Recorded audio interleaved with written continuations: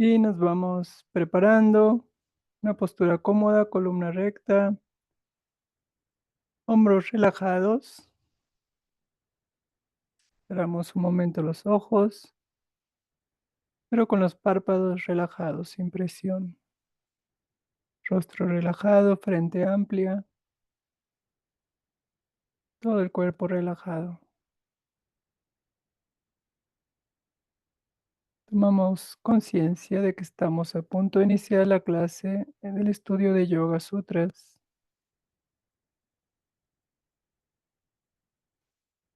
Vamos a hacer un paréntesis dejando de lado cualquier otra tarea, pendiente, inquietud, para centrarnos en el momento presente. Dirigimos la atención a la respiración, sintiendo su ritmo espontáneo, su ritmo natural.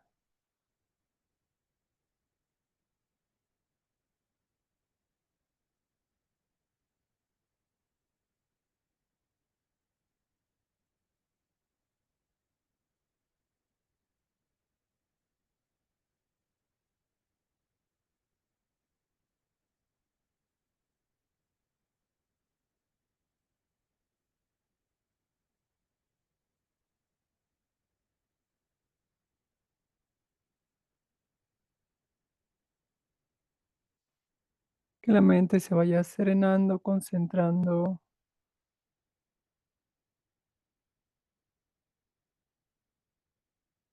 Hacemos 3 respiraciones profundas, inspirando y expirando por nariz.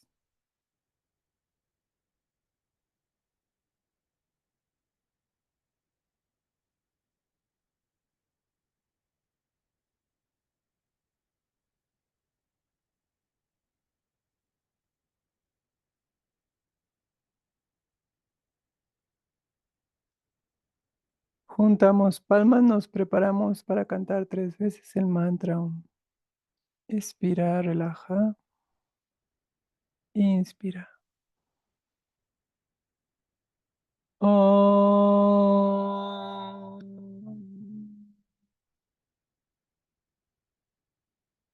Om.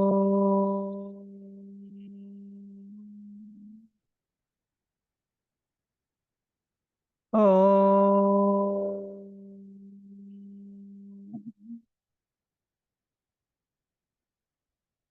Sahana Bhavatu, Sahanao Punaktu, Sahaviryam Karavavahai, Teyasvinavathitamastu Ma Vitvishavahai, Om Shanti Shanti Shanti Harihi Om Shri Gurupyo Namaha Harihi Om.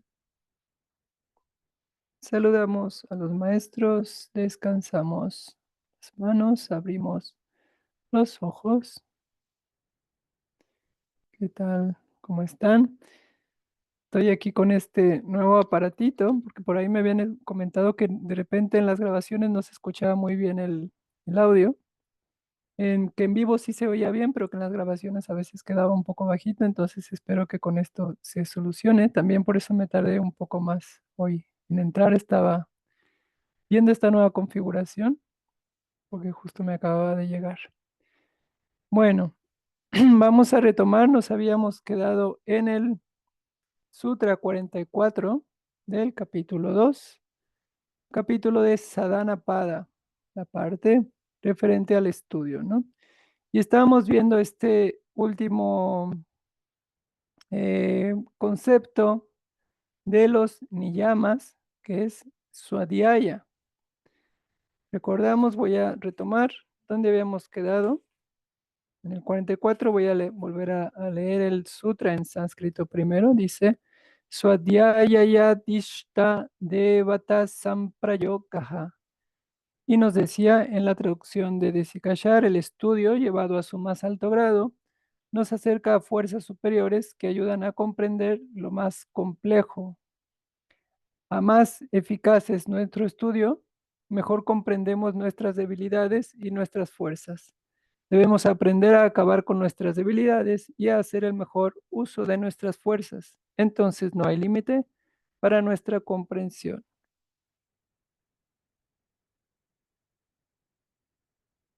Y la otra traducción más literal nos decía, el autoestudio profundiza la comunión con la deidad personal. Recuerdan, hablábamos del Ishtadevata, esa deidad con la que sentimos afinidad, ¿no? Con que la que nos sentimos identificados, identificadas y que nos ayuda justamente a conectar con esa parte, esa energía, esa vibración más sutil y elevada de nuestra propia esencia. Esa es la relación que tiene este Ishtadevata. Bueno, vamos a continuar con bueno, y también, perdón, antes de continuar, recordar que este Swadhyaya, este autoestudio, es muy importante justamente para poder evaluar nuestra progresión, para tomar conciencia en qué punto nos encontramos, qué podemos revisar con este Swadhyaya, qué tanto hemos integrado todos los otros llamas y niyamas, qué tanto estamos compenetrados por ellos, que tanto se aplican en nuestro día a día, y así poder ir corrigiendo, redirigiendo el rumbo si es necesario, progresivamente, poco a poco. Bueno, vamos a través del siguiente, vamos, perdón, ahora al siguiente sutra, 245, que es ahora sí el último de los niyamas. Dice la traducción de Desikachar, venerar a Dios proporciona la capacidad de comprender completamente cualquier objeto que se elija. Venerar a la inteligencia suprema da un sentimiento de confianza. Entonces no es difícil dirigir la mente hacia un objeto, por más complejo que sea. Y en la otra traducción más literal nos dice, a través de la orientación hacia el ideal de la conciencia pura, uno puede lograr la integración. Entonces, bueno, aquí tenemos varias lecturas. Por un lado vemos que integrando este ideal de algo que nos trasciende, de algo que es más elevado, de algo que en fin de cuentas es la esencia, nuestra propia esencia, si tenemos siempre eso en contemplación, tenemos presente la meta hacia donde nos queremos dirigir. ¿Cuál es el objetivo que estamos buscando? ¿No? Recordamos que es muy importante siempre tener esta meta presente, ya que si no tenemos esta meta presente, tampoco nos vamos a implicar en las herramientas que nos pueden ayudar a alcanzar esta meta. No vamos a dedicar tiempo para lograr esta meta. Si tenemos siempre esta meta presente, este objetivo está siempre ahí en nuestro camino, en nuestra sadhana, entonces más nos vamos a implicar con esa sadhana justamente para alcanzar este objetivo, ¿no? Y en este sentido no es que tengamos que estar siempre pensando en el ser como si fuera alguien o algo más que está lejos de nosotros, que algún día vamos a alcanzar en el cielo, que algún día vamos a realizar de repente, ¿no? Sino comprender que es nuestra misma esencia, que aquello que estamos buscando, ese ser que trasciende la individualidad, que trasciende el ego, que trasciende la personalidad, es tu esencia misma. Ese Ishvara Pranidhana, esa devoción hacia Ishvara, hacia el ser, es devoción a la esencia más pura que te está dando la vida y que en última instancia eres tú misma y eres tú mismo, ¿no? Pero más allá de la personalidad, más allá de la individualidad. No a nivel individual, no es que tú seas Ishvara, que tú seas Dios y los demás no son Dios, solo tú eres Dios, sino comprender que eso habita en absolutamente todo, todo está impregnado por ese Ishvara, todo está impregnado por esa conciencia infinita, todo está impregnado por esa inteligencia infinita, ¿no?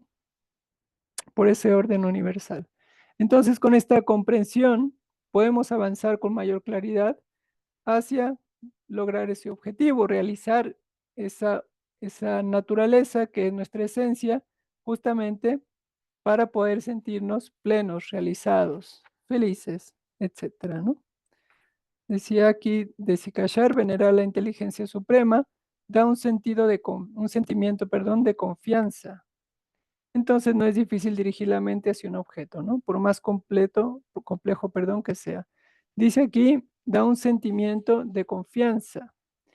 De alguna forma, si podemos tener esa visión, esa comprensión de que mi verdadera esencia, el origen de toda esta existencia, es mi verdadera naturaleza, es decir, que soy uno con Ishvara, puedo pensar, ¿por qué ese ser infinito, esa conciencia pura que creó toda esta realidad, va a querer algo en última instancia malo para mí, para este individuo, para esta personalidad, ¿no?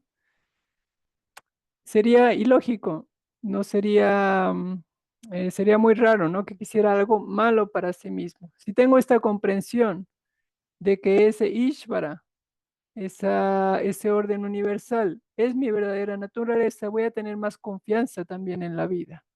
Y me voy a entregar con mayor confianza a la vida y con mayor gratitud también a la vez, ¿no? Entendiendo que todo lo que está sucediendo sucede dentro de ese orden universal, causa y efecto. Y que en última instancia, todas las vicisitudes que pueda encontrar en esta vida, en esta existencia temporal, es como si fuera un sueño, una ilusión, una proyección de esa conciencia infinita. Y que mi verdadera esencia, mi verdadera naturaleza, no puede ser afectada por esta experiencia. Entonces, así puedo tener esa confianza, esa fuerza para seguir caminando y cumpliendo el juego del jiva, el juego del individuo, pero desde esa comprensión. Bueno, vamos a dejarlo ahí. Es importante también entender que armonizarnos con esa realidad, con aquello que nos trasciende, es a fin de cuentas armonizarnos con la vida. Porque si entendemos que todo está impregnado por esa conciencia, por esa deidad, si queremos llamarle deidad, em, y estamos en paz con las cosas como van sucediendo, ya sea que parezcan afortunadas o desafortunadas a nuestros ojos o a nuestro parecer, entendemos que hay un orden universal, ¿no? Y si estamos en paz con todo lo que sucede, entonces estamos en paz con la vida y estamos en paz y en armonía con ese Ishvara. Y eso también es Ishvara Pranidhana. Em, Pranidhana, de hecho, significa tener una actitud de agradecimiento hacia aquello que creó toda esta existencia, ¿no? Prana es la energía vital y dana en la traducción es como dar, eh, ofrecer esa energía vital, ¿no? Entonces, de alguna forma es agradecer también esa existencia, esta experiencia de vida hacia esa inteligencia universal, hacia esa divinidad, hacia esa presencia divina también, que podemos reconocer en nosotros, en todo lo existente, en todos los seres, en todas las personas, cosas, etcétera. Bueno, vamos a dejarlo hasta ahí y vamos a continuar con el siguiente Sutra 246. Dice, asana y pranayama, los dos aspectos siguientes del yoga, son presentados ahora. Nos ayudan a comprender y a usar correcta y apropiadamente nuestro cuerpo y nuestra respiración. Es más cómodo empezar por ellos que por el cambio de nuestras actitudes. Nos permiten a la mayoría de nosotros comenzar a reducir los obstáculos que impiden el estado de yoga. Aquí se dan instrucciones concisas porque estas prácticas deben ser aprendidas directamente de un enseñante competente. Y dice la traducción del sutra, la asana debe tener una doble cualidad, la atención y la relajación. Este sutra también es muy conocido en el mundo de yoga, Sthira Sukham, Sthira Sukhamasana. Ahora vamos a explicar. Dice, continúa diciendo, la práctica de asana implica ejercicios corporales. Cuando se practican correctamente, debe haber atención sin tensión y relajación sin embotamiento ni pesadez. La traducción más literal nos dice, las posturas de meditación deben encarar estabilidad, tranquilidad y comodidad. Hay que recordar que cuando Patanjali compiló los Yoga Sutras, no se refería a las posturas que actualmente conocemos como yoga. No se refería ni a Sirsasana, ni a Adho Mukha Svanasana, ni a ninguna de estas posturas. Él en esta compilación se refería a la postura de meditación. Y lo que está diciendo aquí es la postura de meditación debe ser estable, debe ser tranquila, debe haber comodidad. Stira Sukham Asanam. Stira quiere decir constante, firme, estable. Sukham quiere decir felicidad. Es decir, debo tener contentamiento en la postura, debo estar a gusto, debo estar alegre, debo tener esa disposición para entrar al estado de meditación. Porque después de esta postura siguen los otros. Sigue, recordamos, pranayama, que ahora va a hablar de pranayama, luego sigue pratyahara, dharana, dhyana, para alcanzar ese samadhi, ¿no?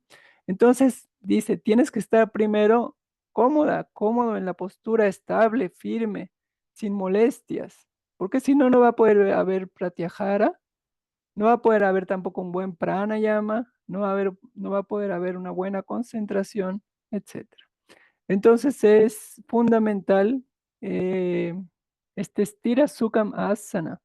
Y Desikachar, como ya es más de la época moderna, añade eh, en su texto, en su traducción, un poco esa relación de yoga asana, que viene del Tantra, que viene del Hatha Yoga, y lo relaciona justamente con esa preparación para el cuerpo, para la mente también, por medio de pranayama, para que podamos tener más comodidad en esa postura, para que podamos estar más a gusto, porque a los asanas de Hatha Yoga y todo lo que deriva de este tipo de práctica, puedes llamarle Kundalini, puedes llamarle Bikram, puedes llamarle Ashtanga, todos derivan de Hatha.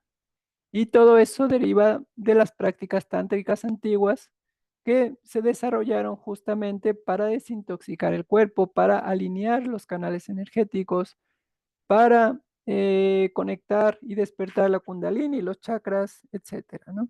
Entonces, todo esto está desarrollado justamente para que puedas llegar a ese siguiente paso y sentarte en una postura de meditación, tener comodidad y que tu cuerpo no te esté molestando, no te esté distrayendo, que no te sientes, digas, voy a meditar, te sientas muy alegre, ¿no? Y de repente a los 15 minutos te empieza a doler la rodilla y toda tu atención se va a la rodilla. Estás a lo mejor repitiendo un mantra o intentando concentrarte en la respiración y, ay, me duele la rodilla, ay, me duele la rodilla, ay, no, voy a estirar la pierna. Estira la pierna y te empieza a doler la otra rodilla, ay, me duele la otra rodilla y estira la pierna, ¿no? Y así te la puedes pasar con todo el cuerpo, después te duele la columna, después te duele la espalda baja, ay, luego te duele el cuello. El cuerpo entonces va a ser un factor de distracción en tu meditación. Sin embargo, si el cuerpo está preparado, flexible, saludable, no va a ser un factor de distracción, ni cuenta te vas a dar que está ahí. Vas a concentrarte en tu respiración, en un momento te vas a volver tu respiración y después vas a trascender también eso. Incluso a llegar al momento en que tu cuerpo desaparezca. Ya no vas a tener sensación de que hay un cuerpo por ahí, percepción corporal, se diluye y solo hay conciencia, ¿no? Pero para esto, justamente, se necesitan todos los pasos anteriores. Por eso es tan importante también los yamas y niyamas. Si los yamas y niyamas no están bien establecidos, la mente tampoco va a estar estable. Bueno, entonces, este estira, esta firmeza, esta estabilidad deben tenerse en un contentamiento. Si no hay contentamiento, sukham lo traducimos como tranquilidad mental también. Cuando estamos felices, nuestra mente está tranquila, nuestra mente está clara, estable. Cuando estamos sin felicidad, preocupadas, preocupados, inquietos, ansiosos, ansiosas, nuestra mente no está estable, no está concentrada, es difícil. Entonces, por eso dice Sukham, debe haber un contentamiento, y ahí recordamos uno de los niyamas, Santosha, contentamiento. Contentamiento ante la realidad tal y como se presenta, tal y como se manifiesta. Incluso, aunque haya una preparación a través de Hatha Yoga, a lo mejor con la edad pueden venir ciertas molestias corporales, Pero aunque las molestias estén ahí, si ya se ha trabajado suficiente en este control, regulación de los sentidos de la mente, se pueden trascender. Aunque haya molestias en la rodilla, puedes incluso concentrarte y meditar. Pero obviamente para eso se requiere desarrollar una maestría sobre cuerpo, mente y sentidos. Bueno, vamos al siguiente, Sutra 247. Dice, estas cualidades pueden ser obtenidas reconociendo y observando las reacciones del cuerpo y de la respiración a las diferentes posturas que constituye la práctica de asana. Una vez conocidas, estas reacciones pueden ser dominadas paso a paso. La otra traducción nos dice, esto ocurre cuando todo esfuerzo se relaja, haciendo referencia a Sthira Sukham, la postura estable. Esto ocurre cuando todo esfuerzo se relaja y surge la fusión, revelando que el cuerpo y el infinito universo son indivisibles. A esto me refería con que el cuerpo en cierta forma se diluye, desaparece esa sensación corporal y viene esa realización de que tu verdadera naturaleza es la conciencia pura que trasciende al cuerpo, ¿no? En ese sentido, se refiere que el cuerpo y el infinito, el universo infinito son indivisibles. De hecho, podemos entenderlo también con esta comprensión del macrocosmos y el microcosmos. Si miras hacia afuera, vas a ver que hay un planeta, que hay otros planetas, que hay un sistema solar, que hay una galaxia, que hay millones de galaxias y en todo eso parece interminable, ¿no? Parece infinito. Se sigue multiplicando y multiplicando. Si miras hacia adentro, te vas a dar cuenta también que hay un cuerpo. Dentro de ese cuerpo hay muchos organismos vivientes, ¿no? Hay células, hay átomos, hay microbios, hay una microbiota, hay millones de seres viviendo dentro de tu cuerpo. Es el microcosmos. Es como si fuera un espejo y la mente está en medio, reflejando el macrocosmos para afuera y reflejando ese microcosmos para adentro, ¿no? Y podrías entenderlo también como que hay ahí dentro de ti universos, galaxias. Los científicos van investigando, buscando la partícula primera, ¿no? Este estudio que estaban haciendo ahí del bosón de Higgs y todo, intentando encontrar el origen del universo, el origen de la existencia. Y cada vez la física cuántica va yendo más hacia adentro, ¿no? Los quarks y todo eso van cada vez profundizando más y se dan cuenta que siempre hay algo más, siempre existe algo más, siempre existe algo más, ¿no? Y al final están llegando a la teoría de que todo es una proyección, de que esta realidad es como un holograma, una proyección de la conciencia. Lo mismo que nos decían los Vedas hace miles de años, ¿no? La diferencia entre Occidente y Oriente es que en Oriente, en lugar de mirar afuera y estudiar lo de afuera, llevaron la mirada hacia adentro y a través de esa búsqueda interna, por medio de esa indagación en el ser, realizaron que todo emergía y todo provenía de una conciencia pura que proyectaba toda esta realidad, ¿no? Entonces, retomando un poco esta indagación que va a surgir primero dentro del cuerpo, cuando el cuerpo se relaja, como dice aquí, cuando todo esfuerzo se relaja y surge esa fusión, y entonces el cuerpo se diluye y te das cuenta que eres esa conciencia pura, hay también esa contemplación. Hay aquí este concepto que se llama samapatipyam, que quiere decir cual esencia, contemplación unificada. Hay una concentración. Pero para eso es muy importante y es imprescindible esa statilia, esa relajación, en donde ya el esfuerzo se suelta. Al principio necesitas esfuerzo, ¿no? Necesitas a través de jata, te esfuerzas, buscas a través de los llamas y ni llamas, te esfuerzas en seguir refinando tu mente, en seguir integrando y cultivando esos llamas y ni llamas. Pero cuando te sientas ya en ese momento de meditación, ahí ya tienes que soltar. Supongamos que ya pasaste también esa parte, periodo de pranayama. Llega un momento en que te relajas, que sueltas. Y cuando hay esa relajación, sobreviene ese estado de meditación. Bueno, vamos al siguiente, Sutra 248, que dice: si estos principios se siguen correctamente, la práctica de asana ayudará al practicante a soportar e incluso minimizar el efecto de la influencia de influencias exteriores sobre el cuerpo, la edad, el clima, la alimentación y el trabajo. Es el principio de la reducción del efecto producido por los obstáculos, como la comprensión defectuosa, al expresar el cuerpo lo que hay en la mente. Las prácticas del tipo de las asana comienzan por rectificar los efectos perjudiciales de los obstáculos sobre el cuerpo. El bienestar que se desarrolla nos abre a posibilidades de comprensión más profundas de nosotros mismos. Si sufrimos dolor de espalda, nuestro pensamiento está obsesionado por la idea de apaciguar este mal. Si este disminuye gracias a nuestros esfuerzos en la práctica de asana, podemos comenzar la exploración de las causas de nuestro dolor. Dice la otra traducción, entonces ya no nos perturba, el juego de los opuestos. Quiere decir, cuando hay esta relajación, cuando hay esta fusión, cuando logramos esa tranquilidad en el asana, ya no nos perturban los pares de opuestos, lo agradable y lo desagradable. Aquello que nos parece placentero, aquello que no nos parece placentero, ¿no? Duandua, el juego de opuestos, las dualidades. Las dualidades justamente son lo que nos trae el sufrimiento en la vida, ¿no?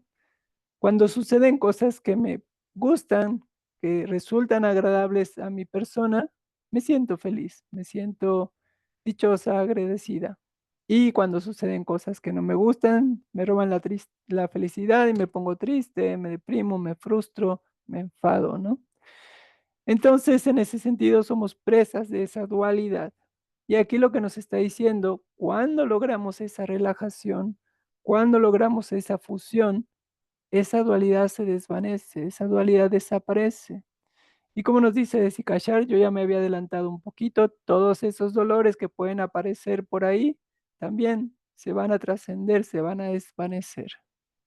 Puede pasarte incluso que cuando estés meditando, si alguien ya lleva una práctica de meditación larga, de tiempo, a lo mejor varios años, se dará cuenta o a lo mejor ya ha experimentado por ahí que las piernas se duermen a veces en la meditación, ¿no? Se duermen y al principio es extraño y piensas, oye, a lo mejor ya después no voy a poder caminar, me va a pasar algo, ¿no? Ya no voy a poderme levantar, pero no pasa absolutamente nada. Eh, el cuerpo está preparado, pero a lo que iba es que de repente, cuando ya se pierde esa sensación corporal y vuelve nuevamente, cuando termina ese periodo de meditación, y vuelves nuevamente hacia el cuerpo, a reconectar con el cuerpo, te das cuenta que el cuerpo está entumido y incluso a lo mejor al principio te cuesta moverte, no reacciona inmediatamente. Si te paras rápido te vas a caer seguramente, ¿no? Porque es como que todavía no se conectan todos los controles ahí con la conciencia, ¿no? Está como medio apagado. Entonces, el, el hecho de que hayas estado en meditación o en esa indagación profunda tanto tiempo ha provocado que tu cuerpo quede entumido y cuando regresas te das cuenta que a lo mejor había ahí molestias, había a lo mejor ahí ciertas incomodidades, pero como no estaba tu atención en eso, estabas en esa indagación profunda, en tu verdadera naturaleza, en la esencia, en la conciencia, no lo percibías, sin embargo, estaba sucediendo a nivel corporal, a nivel físico, ¿no? Entonces ahí nos dice, cuando vuelves, te das cuenta que eso puede ser trascendido también. Aunque estaba sucediendo, aunque el cuerpo estaba entumido, no te estaba afectando, no estaba interrumpiendo tu proceso de meditación, tu indagación profunda. Y en ese sentido podemos también hacer esta analogía para la vida en el día a día, ¿no? A veces las cosas que nos molestan, cuando no ponemos nuestra atención en ellas, no nos afectan tanto. Sin embargo, si ponemos toda nuestra atención en ellas, toda nuestra identificación en ellas, a mayor identificación y mayor atención pongas, más te van a molestar. si todavía no has alcanzado esa ecuanimidad profunda, ¿no? Ahí entonces es un poco una manera de darnos cuenta también cómo hacia aquello que ponemos atención, hacia eso gana fuerza y eso se fortalece. Si pongo atención en la incomodidad y en lo que no me gusta, lo único que hago es fortalecerlo. Si le quito atención, le quito energía y menos me va a incomodar. Bueno, vamos al siguiente sutra 249. Aquí está indagando en los efectos del asana, la importancia del asana, porque recordamos, estamos revisando estos 8 pasos. Ya pasamos por yama, ya pasamos por niyama, ahora estamos en el tercero, estamos en asana. Dice el 49. La práctica de la asana nos permite comprender también nuestro modo de respirar. Los modelos respiratorios son muy personales. Pueden variar como consecuencia de cambios de nuestro estado mental o corporal, derivados de la acción de fuerzas interiores o exteriores. Este conocimiento de la respiración, adquirido por medio de la práctica de asana, es la base de la práctica del pranayama. Dice entonces la traducción del sutra: el pranayama es la regulación consciente y deliberada de la respiración que reemplaza las formas inconscientes de respiración. Solo es posible si se tiene un cierto dominio de la práctica de asana. Esta práctica se realiza normalmente en postura sentada, confortable, pero con la espalda muy recta. Dice la otra traducción: por medio de la práctica de pranayama se puede detener el flujo de inhalación y exhalación. A esto se le llama regulación de la respiración y regulación de la energía. ¿Cómo podríamos traducir bien respiración? Perdón, traducir bien pranayama. Pranayama, regulación de la energía por medio de la respiración. Prana, energía vital. Ayama quiere decir regular, restringir, controlar. Entonces hay un control, una regulación de la energía vital por medio de la respiración. Eso sería pranayama.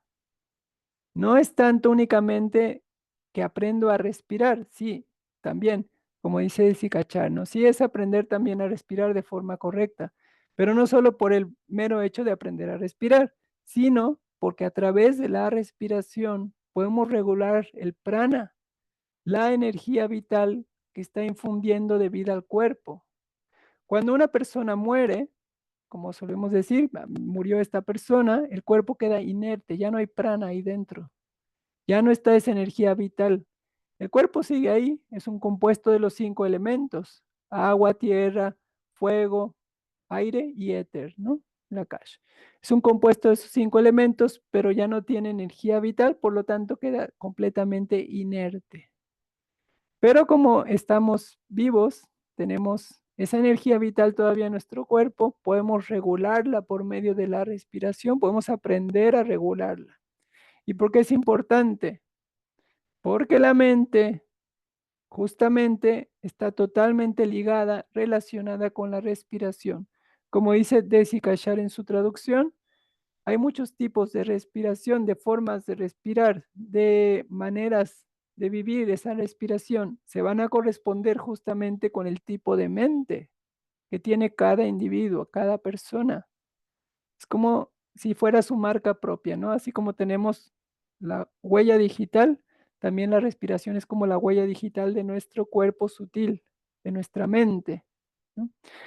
Y dice otra ya un aspecto más práctico en el ejercicio de pranayama, la columna recta, por varias razones. Una, para que se alineen todos los canales energéticos que están a lo largo de la columna. Primera. Segunda, si estoy con la columna recta, creo espacio para que el diafragma pueda moverse, pueda tener un flujo libre. Si estoy así encorvada, voy a presionar el diafragma, le voy a quitar movimiento, no se va a poder mover libremente, ¿no? Voy a restringir su movimiento. Entonces, este movimiento, de hecho, esta parte donde está el diafragma, está muy relacionado. Muchas culturas, además de la cultura védica, lo relacionan con el alma. Dicen, ahí está presente de alguna forma el alma, ¿no? Está, porque se está manifestando, es lo que hace que haya ese movimiento, justamente, que haya ese, como ese oleaje de ir y venir, inhalar, exhalar, ¿no? Y dice aquí en el sutra más literal, pranayama, por medio de la práctica de pranayama se puede detener el flujo de inhalación y exhalación. ¿Y qué nos quiere decir esto? Que se puede tener el flujo. Puedo regular eso incluso y darme cuenta que puedo vivir. Y lo hacían los yogis. De hecho, hay unos registros por ahí, incluso si buscan por YouTube o por internet, hay un swami, un yogi muy conocido, más o menos contemporáneo, que se llamaba Swami Rama, ya falleció, se llamaba Swami Rama. Y a él le hicieron muchos estudios porque había logrado desarrollar un control de los sentidos, de su cuerpo, de su respiración, impresionantes. Podía parar su respiración y por medio de detener su respiración podía detener su corazón hasta por 5 minutos o más. Y después, a voluntad, volver a echar a andar todo el sistema. Nuevamente el corazón, nuevamente la respiración. Y eso que nos dice, incluso eres algo que trasciende la respiración. No estás viva únicamente solo porque respiras. Puedes seguir viva incluso si no respiras, ¿no? Obviamente, no quiero decir con esto que ya puedan vivir sin respirar, no, obviamente él cuando regresaba y volvía a echar a andar todo, pues seguía respirando, no es que se quedara ya el resto de su vida sin respirar, porque son partes de las leyes de Maya, de esta realidad impermanente, ¿no? Trascendente. Pero sí se puede lograr una maestría sobre la energía vital. Y si logro y desarrollo esa maestría sobre la energía vital, voy a desarrollar también por medio de la respiración una maestría sobre la mente. Observamos cómo está una persona, perdón, cuando su mente está agitada, cuando está nerviosa o cuando está enojada. ¿Cómo es la respiración? ¿Es agitada? ¿Es rápida? O corta, ¿no? A veces es muy corta también. Si hay un ataque de pánico, de repente dice, no puedo respirar, no puedo respirar, ¿no? Hay como un miedo, entonces se para, se obstruye ese flujo, ¿no? Está totalmente relacionado con la mente. Cuando estás feliz, ¿cómo es tu respiración? Es tranquila, es serena, está en calma. ¿Cómo respiras cuando duermes en sueño profundo? La respiración es muy fina, es muy sutil, es como un hilito apenas que entra y sale, ¿no? Porque esa energía vital no necesita manifestarse completamente para que el cuerpo esté en movimiento, en actividad, entonces se relaja, baja a su nivel más bajo como si estuviera en stand-by. Cuando tenemos un aparato electrónico que está conectado a la electricidad pero que no está encendido, queda a veces por ahí un foquito rojo, ¿no? Que te dice, le está llegando la alimentación, le está llegando la electricidad, ¿no? El cuerpo, cuando entramos en sueño profundo, es como ese foquito rojo, ¿no? Se queda ahí en stand-by, no está activo, pero no está muerto. Está por ahí esa energía vital, solo que está totalmente serena, apaciguada. Entonces la respiración está serena y es sutil. En la práctica de meditación, cuando hacemos ese tipo de meditación en donde hay una observación de la respiración, los budistas le llaman anapana. En la Amrapana, cuando estás observando el proceso respiratorio, entre más lo observas, más se va calmando, va siendo más sutil y entre más sutil se va volviendo, más, más sutil se va volviendo también la mente y mayor, en el mismo grado va aumentando la claridad de percepción. Entonces, cuando la mente se relaja, la respiración se vuelve sutil. Por medio de la respiración, puedo conseguir que mi mente se relaje. Por eso dicen por ahí, cuando una persona se enfada, dicen cuenta hasta 10, ¿no? Tu respiración te va a volver a traer a la calma, a la tranquilidad, te va a volver a serenar.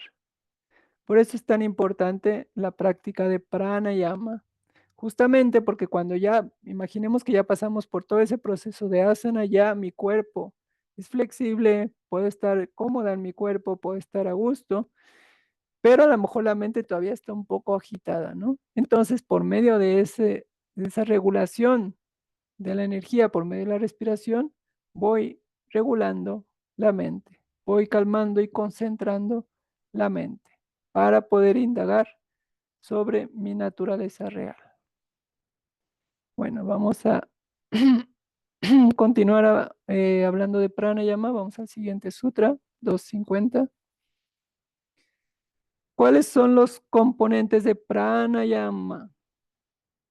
Dice, comprende la regulación de la expiración, de la inspiración y de la suspensión de la respiración. La regulación de estas tres fases se realiza modulando su duración y su mantenimiento. Esta modulación durante un cierto tiempo, eh, la mente debe centrarse en este proceso. Los componentes de la respiración deben ser a la vez largos y uniformes. Hay diversas combinaciones posibles en la práctica de pranayama. Existen numerosas técnicas, pero detallarlas sobrepasaría el propósito de este texto. Dice la otra traducción, a medida que se observan los patrones de movimiento de cada respiración, inhalación, exhalación y pausa, en cuanto a duración, número y área de enfoque, la respiración se vuelve espaciosa y se vuelve sutil.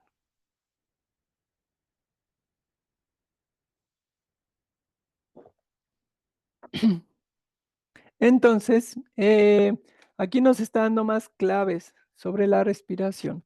Sabemos que hay muchísimos ejercicios de pranayama que tienen nombre. Tenemos Surya Vedhana, respiración solar, Chandra Vedhana, respiración lunar, Nadi Sodhana, la reina de la respiración, ¿no? También tiene otro nombre por ahí, además de Nadi, ay, ahora no me viene, pero Nadi Sodhana es una respiración que regula el canal simpático y parasimpático, el Ida y el Pingala, el principio energético masculino, el principio energético femenino, te lleva hacia el Sushuma, el canal central.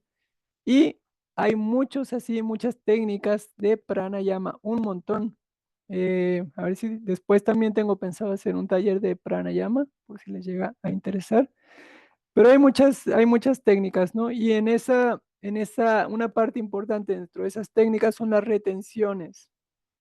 Cuando hay retención, ya sea con pulmones llenos o retención con pulmones vacíos, y a eso se refiere el sutra con la pausa, la mente se puede concentrar muchísimo, porque, como decíamos, la mente está relacionada con la respiración, y si la respiración se detiene, se pausa, la mente también se pausa.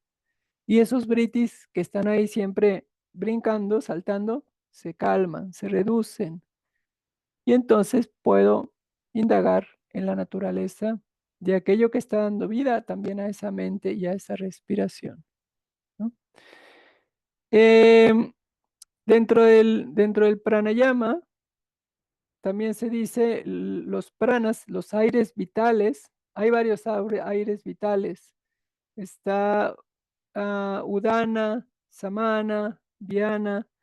Son 5 principales y hay otros 5 secundarios. Son 10 aires vitales. No los vamos a nombrar ahorita porque, como dice aquí, es tema sería tema de otro curso, ¿no? De un estudio más profundo sobre pranayama. Aquí simplemente está resaltando la importancia de este pranayama y de sus aires vitales. Pero menciono estos 5 principales y 5 secundarios porque la respiración también controla ciertas funciones del cuerpo. Udana, por ejemplo, controla la función de parir. Cuando una mujer está en el proceso de parto, se activa ese canal energético, se activa ese prana, Udana. Se activa también cuando comemos algo que nos hace daño y vomitamos, el cuerpo lo expulsa, se activa Udana. Apana se activa cuando nos deshacemos de cosas, toxinas. Cuando vamos al baño y eliminamos todo aquello que el cuerpo no necesita, se activa eh, Apana.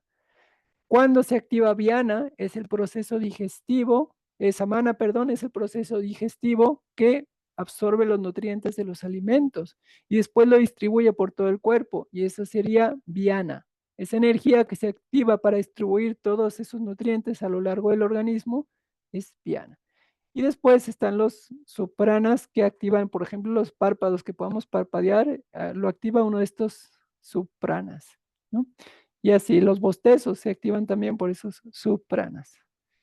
Bueno, es todo un mundo, es todo un universo, el mundo del pranayama, pero lo más importante aquí en este momento es que entendamos la importancia de su práctica para poder regular la mente y como efecto secundario también trae salud al cuerpo, una buena respiración, un diafragma saludable, una respiración amplia, va a traer una mente también más estable y obviamente va a estar más oxigenado el cuerpo, lo que se va a traducir en muchos beneficios para la salud física.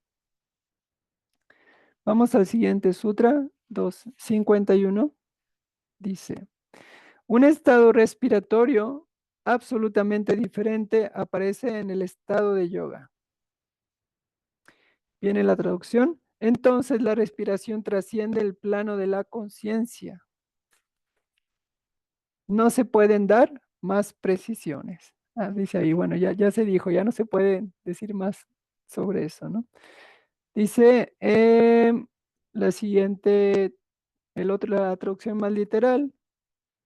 A medida que nos damos cuenta, la distinción entre inhalar y exhalar desaparece. Es decir, de alguna forma trasciendes, aquí dice, desikachar la respiración trasciende el plano de la conciencia. Yo no sé si estoy muy de acuerdo con la traducción de desikachar en este sentido, o más bien es un punto de vista, porque trascender el plano de la conciencia sería contraproducente, ¿no? Lo que quieres es justamente llegar al plano de la conciencia y lo que haces es trascender la respiración. Por eso dice la traducción literal, la distinción entre inhalar y exhalar desaparece. Es decir, trasciende, así como trasciendes de repente el cuerpo y ahí ya no hay sensación corporal, también en cierta forma trasciendes ese fenómeno de inhalar y exhalar y queda la conciencia pura, ¿no? Entonces, ese objeto de experiencia que es bhagya, externo, abhyantara, interno, en relación a la respiración que entra y sale, dice aquí, se trasciende, se eleva hacia aquello que le está dando o su origen, hacia aquello que lo está haciendo activarse. ¿Qué es lo que hace que nuestra respiración funcione? Que los pulmones estén expandiéndose y contrayéndose continuamente. Ese tipo de interrogaciones, de indagaciones, se les llama Atma Vichara. Vichara quiere decir investigación, Atma quiere decir el ser, la conciencia pura. Estás haciendo investigación sobre la conciencia pura.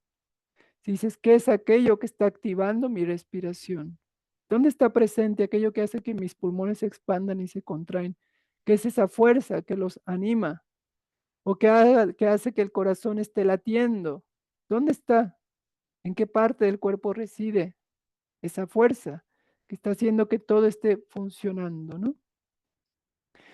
Esa fuerza, según esta tradición védica y la tradición yógica, es en realidad tu esencia y es la conciencia pura que está ahí presente, animando pulmones, animando corazón, animando todos los órganos para que ese organismo funcione. Sin esa presencia de esa conciencia, el organismo cae, porque el cuerpo es por sí solo, es inerte. El cuerpo no se mueve por el cuerpo, por sí mismo. El cuerpo se mueve porque hay algo que lo anima, hay algo que le da la vida, y es esa conciencia pura. Entonces, al regular la respiración, al trascender ese inhalar y ese exhalar, queda justamente aquello que está avivando, que está impulsando esa existencia. Bueno, vamos al siguiente sutra. 252. Dice, se citan los resultados de la práctica de pranayama. Todas los que tienen este texto van a ver que arriba en donde escribe pranayama, tiene arriba de la A como un sombrerito, ¿no? Cuando hay ese sombrerito, la A es doble. Entonces se recita pranayama. Son 2 tiempos para cada vocal. Y cuando la N tiene un puntito abajo, es retroflexa, la lengua se lleva para atrás. Entonces la pronunciación correcta sería pranayama, pranayama. Pero obviamente para hacer más sencillo el estudio, lo recito como hablamos en Occidente. Bueno, eh, dice la práctica regular de pranayama reduce los obstáculos que inhiben la clara percepción. Dice la traducción más literal. Entonces, retomando lo del anterior, cuando se trasciende esa inhalar y exhalar, que desaparece esa diferencia entre expiración e inspiración, el velo y ahí viene la traducción literal, entonces el velo que cubre la luminosidad de la mente se levanta. En estos 2 sutras, quédense más con la traducción literal que con la traducción de Desikachar, que está un poco más, pues sí es verdad lo que dice, sí se reducen los obstáculos como efecto que inhiben la clara percepción, pero justamente lo que sucede cuando se trasciende ese inhalar y exhalar, lo que sucede es que la mente también se detiene. Detiene su movimiento, no es que, recordemos la naturaleza de la mente es el cambio, ¿no? Es chánchala, es inquieta. Está yendo pasado, futuro, presente. Todo el tiempo se está moviendo. Cuando cesa ese movimiento, por medio de la regulación de la respiración y se trasciende esa inhalación y exhalación, y al decir y trasciende esa inhalación y exhalación, también decimos se trasciende esa dualidad, porque la respiración es un reflejo justamente de esta existencia dual. Yin y yang, luz, oscuridad, eh, fuego, agua, calor, frío. Inhalar, exhalar. Trasciendes esa dualidad, se detiene la inhalación, se detiene la exhalación, desaparece el cuerpo, desaparece la respiración y hay conciencia pura. A eso se refiere con que el velo que cubre la luminosidad de la mente se levanta. Se quita ese velo que no te permite darte cuenta que eres conciencia pura, más allá de cuerpo, mente y sentidos. Ese velo que te impide darte cuenta de eso se levanta como si fuera un telón y tienes percepción clara. Y obviamente al tener esa percepción clara, pues trasciendes todos esos obstáculos que son parte de la mente. Entonces, en ese sentido, la traducción de Sikashar sí es válida, pero en un sentido más profundo, a lo que se refiere aquí es a trascender justamente esa identificación con la mente. Y cuando nos identificamos con la mente, ¿con qué nos identificamos? Con nuestros pensamientos, con nuestras emociones, con nuestros deseos, con nuestros defectos, con nuestros recuerdos, con todo eso. Eso es la mente, ¿no? Eso es parte de la mente. Pues todo eso se detiene, desaparece y puedes ver cuál es el origen de todo eso. Se levanta ese velo, desaparece, dice aquí, Shiate, desaparece. Y entonces, ¿qué hay? Prakasha, el brillo de la conciencia pura. Y se quita ese avaranam. Avaranam quiere decir velo, capa, cubre, algo que está cubriendo. De hecho, los koshas que son los cuerpos, son avaranas, están cubriendo justamente la naturaleza de la conciencia. Después vamos a hablar más de esos avaranas. Bueno, vamos al siguiente sutra, 253. Dice la traducción de Desikachar, la mente está preparada ahora para ser dirigida hacia un objeto, perdón, hacia un objetivo elegido. Y estamos entrando en, a ver, voy a hacer una recapitulación pequeña. Este sutra que acabamos de pasar sería Pratyahara, regulación y control de los sentidos, porque recordamos que estamos repasando esos 8 pasos, ¿no? Entonces, cuando hablábamos en los sutras anteriores, después de pranayama, estamos hablando ya de pratyahara, regulamos los sentidos, regulamos la respiración. Hay una regulación de todo eso y entonces puede haber el siguiente paso que sería dharana, que es el que vamos a entrar ahora. La mente está preparada ahora para ser dirigida hacia un objetivo elegido y la otra traducción nos dice, y se realiza el potencial de concentración de la mente. La mente ya no está saltando, ya se detuvo ese movimiento de salto y se centra, se queda estable, ¿no? Dharana, concentración. La capacidad de que la mente se concentre. Y eso sería dharana. Y eso es imprescindible para que sobrevenga el siguiente estado que es dhyana, que es sama, que es, em, la capacidad de integrar, de comprender aquello que es el origen de lo que está haciendo que tu cuerpo esté vivo, ¿no? La meditación es un estado. Ahora vamos a hablar sobre la meditación. Vamos a pasar al siguiente, porque voy a hablar de estos 3 últimos, voy a hablar junto de dharana, dhyana y samadhi. Vamos a hablar de ellos juntos. Entonces el 54 dice, el quinto aspecto del yoga, la sujeción de los sentidos, pratyahara, se define ahora. Mira, habló primero de dharana y ahora de pratyahara. Dice, la sujeción de los sentidos se produce cuando la mente es capaz de permanecer en la dirección elegida y los sentidos que se desvían de los diversos objetos del entorno siguen fielmente la orientación de la mente. Dice la otra traducción, 53, y se realiza el potencial de concentración de la mente. Y el 54 dice, cuando la conciencia se interioriza, desvinculándose de los objetos externos, los sentidos hacen lo mismo.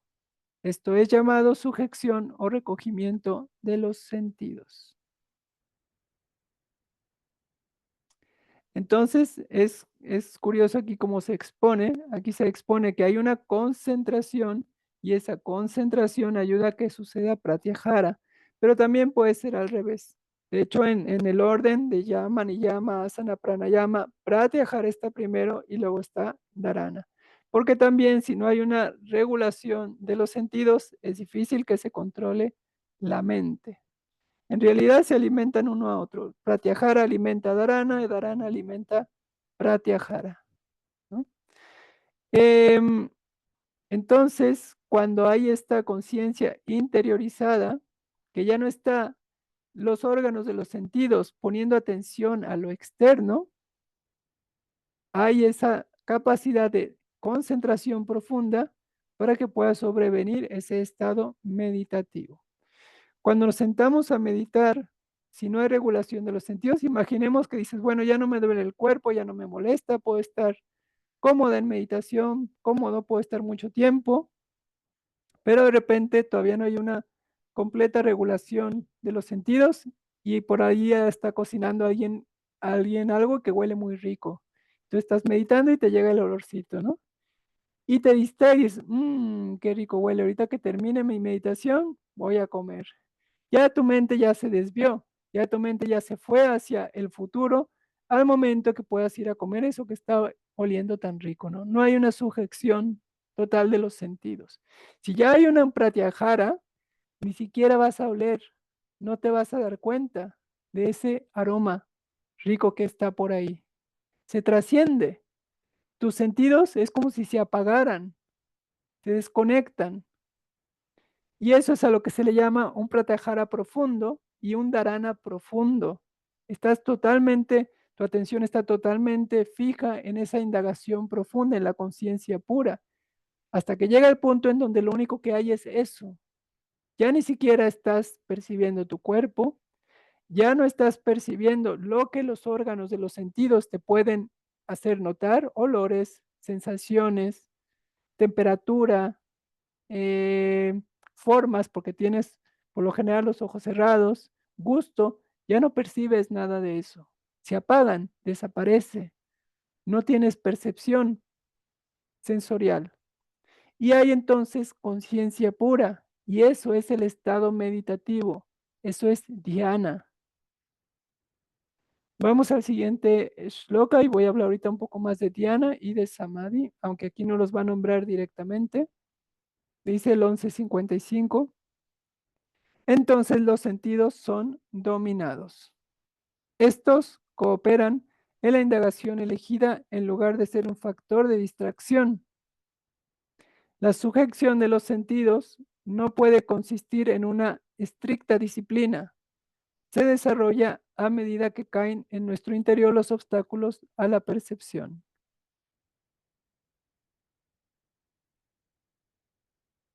Dice la otra traducción más literal. Entonces los sentidos se someten completamente al servicio de la realización. Pratyahara. No habla todavía de dhyana y de samadhi porque va a hablar de ellos también en en el siguiente capítulo. Va a retomarlos en el siguiente capítulo y nos va a hablar justamente de dhyana y de samadhi, pero voy a empezar a introducirlos.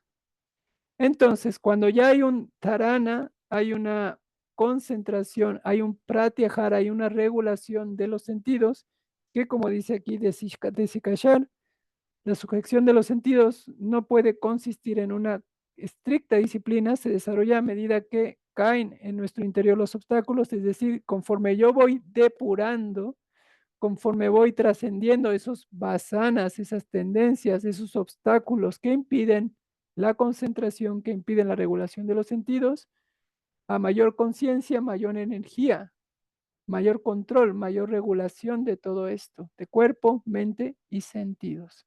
Entonces, conforme se van trascendiendo esos obstáculos, va habiendo cada vez más claridad. Y esa rueda que nos hace caer en samsara se empieza a invertir.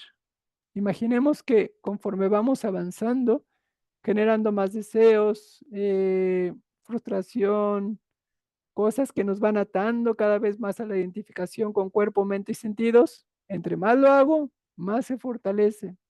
El proceso yógico, el proceso que se propone en este estudio es invertir todo eso, empezar a depurar, empezar a trascender esos vasanas, empezar a eliminarlos justamente para que no sean un obstáculo para esa realización. Y trasciendo esos sentidos, y entonces está toda mi disposición hacia esa realización de la naturaleza esencial del ser. Estos son 3 últimos pasos que se van a retomar ahorita en el siguiente capítulo, que se llama Vibhuti Pada, los poderes extraordinarios, se conocen como Samyama, y se va a hablar mucho sobre este Samyama en el siguiente capítulo. Cuando ya puedo practicar Pratyahara, Dharana y Dhyana, estos 3 últimos, que casi siempre van juntos, se les conoce como Samyama, puedo entonces entrar al estado de Samadhi. Y en el estado de Samadhi pueden pasar muchísimas cosas. Es como si entraras a una nueva realidad. Y en esa nueva realidad, cuando se entra, puede haber manifestaciones visuales, puede haber manifestaciones auditivas extrañas, puede haber despertarse ciertos poderes psíquicos, incluso poderes físicos, de los cuales se va a hablar en el siguiente capítulo, que es Vibhuti Pada, poderes extraordinarios. Eso que se conoce también como siddhis, que despiertan en los yogis con la práctica justamente de este Raya Yoga. Este Samyama, estos 3 últimos pasos, digamos, serían como ese punto en donde se separa la realidad tal y como la conocemos y empieza una realidad, por así llamarlo, más mística, que puede estar ahí, que está ahí manifiesta, pero que no la percibimos y que despierta capacidades nuevas. Es como si desarrollaras el máximo potencial de tu humanidad y la llevas hacia cosas que si no estuvieran registradas o si no se percibieran, serían como increíbles, ¿no?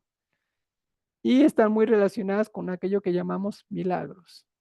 Se habla mucho de yogis que podían curar o pueden curar, de yogis que se pueden estar en una parte, en dos partes, perdón, al mismo tiempo, bilocación corporal, que pueden caminar sobre el agua, que pueden materializar objetos, etcétera. De todo eso nos va a hablar en el siguiente capítulo, Vibhuti-pada, que lo vamos a ver en la próxima clase. Vamos a dejarlo hasta aquí. Cantamos el mantra final. Postura cómoda. Om Purnamada Purnamidam Purnat Purnamudashyate Purnasya Purnamadaya Purnameva Vashishyate Om Shanti Shanti Shanti Harihi Om Shri Gurupyo Namaha Harihi Om.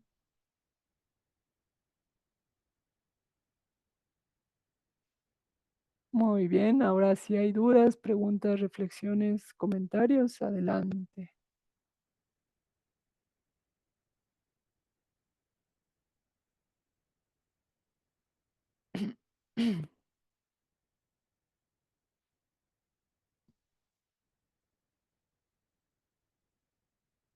Adelante, Ana.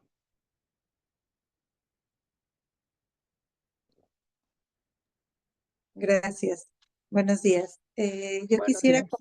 ver si pudiéramos profundizar un poquitito en la parte de asana, que en esto estamos hablando de la postura de meditación, pero también se hablaba de lo que es el hatha y de todas las ramas que derivan de ahí, porque habla de la parte en la que debe de ser algo como sin esfuerzo, como sin mucho esfuerzo o así, pero en realidad cuando uno practica yoga, sobre todo al principio, es como quedas devastado en las primeras clases.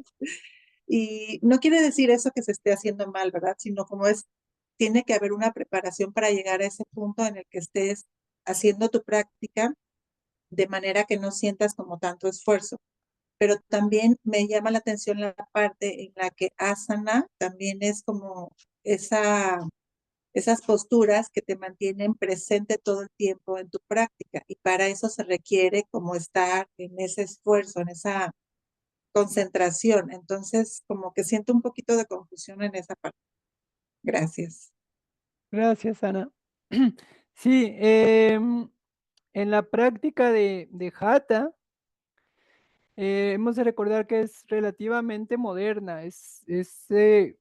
Recordamos, los Vedas son muy antiguos. Se dice que los Upanishads son los textos de los que se tiene registro más antiguos en el mundo, ¿no? El sánscrito es de los lenguajes más antiguos del mundo, sino el primero del que se tiene registro también. Entonces, cuando Patanjali hace esta compilación de los Yoga Sutras, recordamos, es una compilación de un conocimiento que él toma, que es los Upanishads, que son los Vedas, Vedanta también, de donde él toma ciertas cosas y lo compila en un tipo de secuencia de reflexiones para la realización del ser, justamente para la realización de aquello que hablan en los Upanishads. Después, posteriormente, los yogis o los buscadores que quieren acelerar este proceso, que dicen, ok, está todo esto, ¿cómo lo acelero? ¿Cómo lo hago más rápido? Desarrollan justamente estas prácticas que conocemos en la actualidad como Hatha Yoga. Es un proceso de aceleración. De hecho, Hatha, una de sus acepciones, quiere decir forzado. Yoga forzado. lo estás acelerando ese proceso, lo estás adelantando. Y en ese sentido, requiere un esfuerzo, como dices, digamos, avanzando más rápido, ¿no? Estás acelerando ese proceso. ¿Para qué? Para realizarte, para encontrar esa plenitud. Después, obviamente, te das cuenta que tienes efectos secundarios, como una buena salud, una buena claridad, más claridad mental, más concentración, más ligereza. Todo eso tiene justamente esa finalidad de llevarte a un estado idóneo, un estado ideal para que entres a ese estado yógico, a ese estado meditativo, justamente, ¿no? Pero en la práctica de Hatha sí se requiere esfuerzo. Justamente por eso digo, una de las excepciones de Hatha es fuerza, forzado.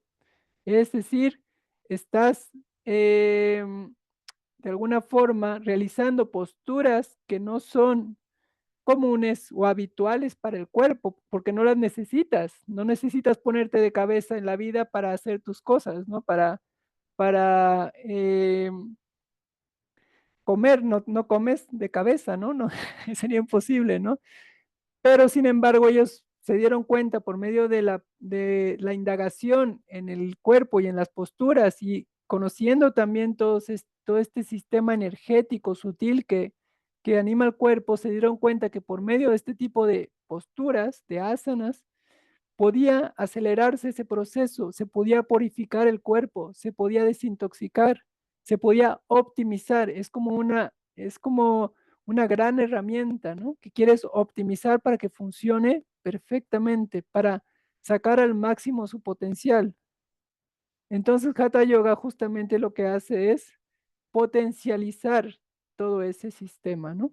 Imaginemos que tenemos una computadora, un ordenador que ya se está quedando viejito, ¿no? Se está quedando atrasado. Y si lo quiero actualizar, le sacas tarjetas de memoria, le pones una memoria más actual, lo limpias, etcétera, etcétera, ¿no? Lo vas optimizando.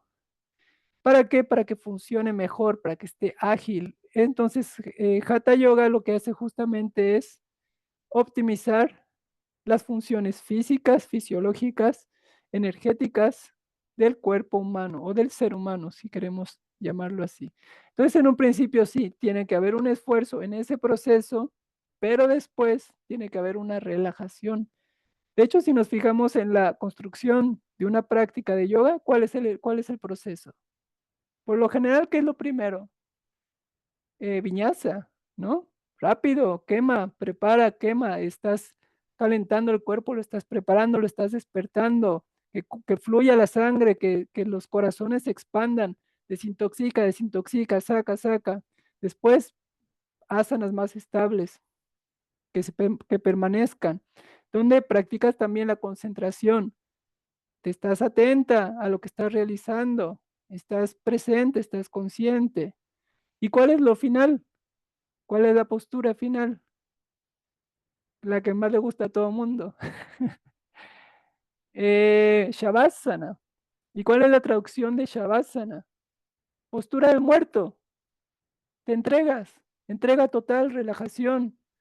¿Cuál es el proceso yógico? Llevarte a la relajación. Soltar, confiar, entregarte a la vida. Ese es el proceso yógico y ese es el proceso que se escribe también aquí en los Yoga Sutras. Para que pueda haber ese pratyahara y ese dharana, relaja, relaja la mente, suelta, entrégate. Y eso justamente es el proceso, pero sí, en el proceso Hatha, esfuerzo y después relajación, ¿no? Hay un yogi que se llama, seguro ya lo han visto por ahí, Sadhguru, que él le llama yoga, ¿cómo le llama? Engineering, ah, ingeniería, ay, se me fue la palabra como lo dice él. Bueno, no me acuerdo ahora exactamente cómo lo llama él, pero él llama este proceso del Hatha Yoga justamente como ingeniería para optimizar todas tus funciones, para que tu cuerpo funcione bien, para que tu mente funcione bien, para que tu respiración funcione bien y puedas justamente alcanzar ese estado de relajación. Porque si no hay ese estado de relajación, no va a haber dhyana. Diana, que ya lo vamos a hablar en el siguiente capítulo, pero voy adelantando un poquito, es un estado como el sueño, sobreviene, Llega de repente, es un estado diferente, es un estado meditativo. La meditación, normalmente decimos, voy a practicar meditación, me voy a sentar a meditar. La meditación es una práctica, al igual que yoga, hablando seriamente, tampoco es una práctica. Yoga es un estado de conciencia. Y hemos coloquialmente empezado a utilizar la palabra yoga para referirnos a los asanas, pero yoga como tal es un estado de conciencia. La meditación también es un estado que sobreviene cuando la mente se relaja. Así como cuando te vas a dormir y te acuestas, no dices, ya me voy a dormir ahora y te duermes, no, te acuestas y de repente en algún momento tú no sabes cuándo te quedas dormida, ¿no? Sobreviene. La meditación es igual. Lo que haces es por medio de muchas técnicas, preparas el entorno para que esa meditación sobrevenga y de repente entras a un estado meditativo, que no es el mismo estado que tienes cuando la mente está agitada. Es un estado de completa presencia, es una absorción. Entonces, para eso tiene que haber una relajación. Sí respondí ahí a tus dudas, sí quedó más claro. Ok, gracias. ¿Alguna otra duda, pregunta, reflexión, comentario?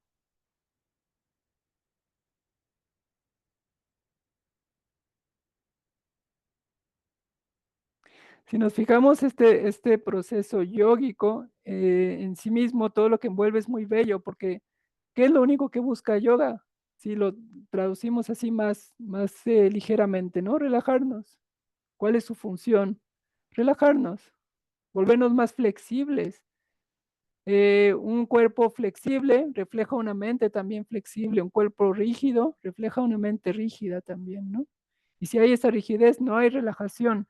Si no hay relajación, no hay meditación. Si no hay meditación, difícilmente te vas a establecer en Sukham, en la felicidad, porque la meditación, después cuando se practica mucho, es como que te impregna y se mantiene, ya no se va a ese estado meditativo, se vuelve parte de tu experiencia de vida. Y entonces contemplas la vida con esa distancia, sin tanta identificación con la personalidad o con lo que sucede en la vida cotidiana. Tampoco no quiere decir que te vuelves totalmente ajena o ajeno a todo lo que está sucediendo, pero lo contemplas con esa relajación, con esa tranquilidad, desde la esencia de tu naturaleza, desde el ser. Y entonces tienes objetividad también, tienes más claridad, que se traduce en muchos beneficios como ecuanimidad, como paz, como dicha, etcétera.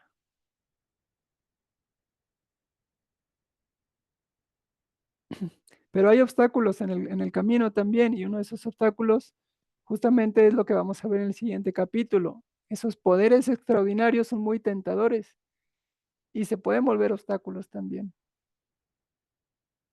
De hecho, hay personas en la India que eh, realizan tapacias específicas para obtener esos siddhis, porque se les olvida esa parte de que ese no es el objetivo. El objetivo no es obtener esos poderes. Esos poderes son como las últimas tentaciones que te va a presentar esta manifestación, esta vida maya, para atraparte, por así decirlo, ¿no? Como dulcecitos que te va a ofrecer para antes de la liberación, antes de ese kaivalya, de ese moksha. Y muchos yogis justamente han caído ahí, se han detenido, se han visto atraídos por esos poderes y ya no han avanzado más.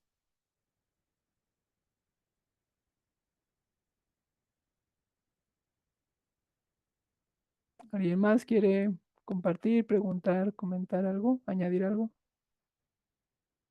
¿No? Bueno, pues lo vamos a dejar aquí entonces. Continuamos la próxima clase ya con Vibhuti-pada, el tercer pada, el tercer capítulo de los Yoga Sutras.